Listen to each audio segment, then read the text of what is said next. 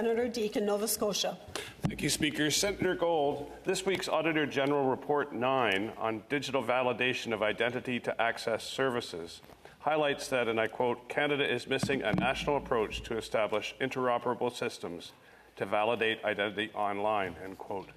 Now, in plain English, this means our citizens do not have control over their privacy and security when engaging with government online. The report identified that France, Germany, and Italy have implemented both legislation and single sign-in systems. Canada has neither. This lack of leadership and policy framework undermines digital governance and the privacy and security of Canadians. Senator Gold, why has the government failed to establish the legislative and policy framework needed for citizens to be able to control the use of their identity and credentials online? What immediate actions can be taken to ensure that Canada catches up on this crucial area of digital governance? Senator Gold. Well, thank you for your question and for highlighting and underlining an important finding of the Auditor General that upon which I was briefed as well. I don't know. I'm not conversant with all of the complexities that may apply in this case. This is not a rationale for the fact that we, according to the Auditor General, that we certainly have some ground to catch up with. As a federal country is more complicated than a unitary state, that goes without saying.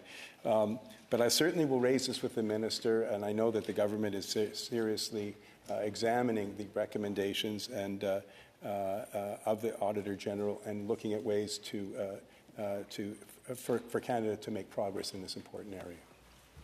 Senator Deacon. Thank you, Senator Gold. This is a solely federal responsibility that I'm looking at, just if federal departments. In Budget 2024 proposed $25 million over 5 years to take 90 separate departmental sign-ins and turn it into one single sign-in. The Auditor General identified that Shared Services Canada issued a request for proposal earlier this year without first identifying the transition costs. How do we start to streamline this system so that we actually get to a solution that protects Canadians from cyber risks?